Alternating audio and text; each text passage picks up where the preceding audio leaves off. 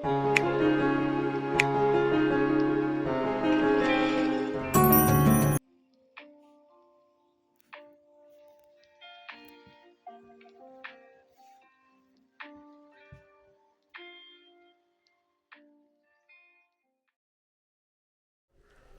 എന്ന ഈ ചാനലിലേക്ക് ഏവർക്കും സ്വാഗതം. ഈയിടെ എൻ്റെ അടുത്ത ഒരു ബന്ധുവുമായി സംസാരിക്കാനിടയായി. ജീവിതത്തിൻ്റെ നല്ലൊരു പ്രായം മുഴുവനും സൗദി അറേബ്യയിൽ ഭർത്താവും ഭാര്യയും ഒന്നിച്ച് ജോലി ചെയ്തതിന് ശേഷം ഇപ്പോൾ സമാധാനമായിട്ട് നാട്ടിൽ വന്ന് സെറ്റിൽഡായിരിക്കുകയാണ്. എൻ്റെ ഈ ബന്ധു നഴ്സിംഗ് ജോലി ചെയ്യുന്നതിനാൽ ഏറെ വരുമാനം അതിൽ നിന്ന് ഉണ്ടാക്കുകയുണ്ടായി. അധികം നാളും എൻ്റെ ഈ ബന്ധു നഴ്സ് ഒറ്റയ്ക്ക് സൗദിയിൽ നിന്ന് വീടിനാവശ്യമുള്ള സമ്പാദ്യമെല്ലാം സമ്പാദിച്ച് നല്ല വലിയ ഒരു വീട് വയ്ക്കുകയുണ്ടായി. അതിനേക്കാൾ കൂടുതൽ ഒരു 5-6 അപ്പാർട്ട്മെൻറ്റ് വാടകയ്ക്ക് കൊടുക്കുന്ന രീതിയിലും സമ്പാദിക്കാൻ സാധിച്ചു.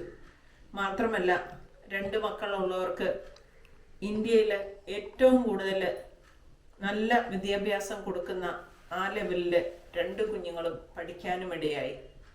ഇതിനെല്ലാം അവർ വില കൊടുത്തത് ആദ്യമെല്ലാം ഭർത്താവ് നാട്ടിലായിരുന്നു, കുട്ടികളെ നോക്കണം എന്ന ഉദ്ദേശത്തോടെ. എൻ്റെ ബന്ധു ഒറ്റയ്ക്ക് സൗദിയിൽ കുറേയേറെ വർഷം ജോലി ചെയ്യുകയുണ്ടായി.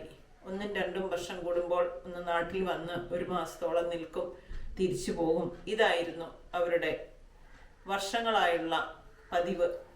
എന്നാൽ നാട്ടിൽ വന്നതിന് ശേഷം ഈ ബന്ധു എന്നോട് പറയുകയാണ്, കുട്ടികളെല്ലാം പ്രായപൂർത്തിയായി, അവരുടേതായിട്ടുള്ള വലിയ ഉന്നതമായ ജോലിയിൽ പ്രവേശിച്ചു.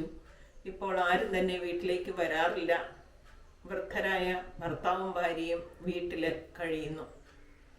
വീണ്ടും ഇവൾ പറഞ്ഞു തുടങ്ങി, കുട്ടികൾക്കായാണ് ഞങ്ങൾ അധ്വാനിച്ചത് മുഴുവൻ, ജീവിതകാലത്തെ സമ്പാദ്യം മുഴുവൻ ചെലവഴിച്ചതും. എന്നാൽ ഇപ്പോൾ വെച്ച വീട് ഒക്കെ വാടകയ്ക്ക് കൊടുക്കാൻ, അത് സ്വീകരിക്കാൻ ആളില്ലാതായി. ഉള്ള വീട് തന്നെ മെയിൻറ്റെയിൻ ചെയ്ത് പോകാനായിട്ട് കഷ്ടപ്പാട് അനുഭവിക്കുന്നു. മക്കളാരും കുടുംബത്തോട് കൂറുള്ളവരായിട്ട് കാണുന്നുമില്ല. ഞാൻ തുടർന്നു, മക്കൾക്ക് അവരുടെ സ്വാതന്ത്ര്യമാണ് ഏറ്റവും വലുത്.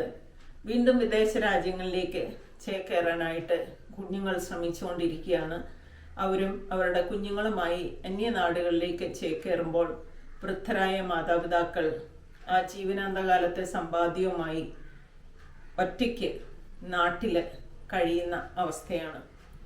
ഇന്ത്യയുടെ പല ഭാഗത്തായിട്ട് യാത്ര ചെയ്തിട്ടുള്ള ഈ ദമ്പതികൾ പറയുകയാണ്, ആരോഗ്യം വളരെയേറെ നഷ്ടപ്പെട്ടു.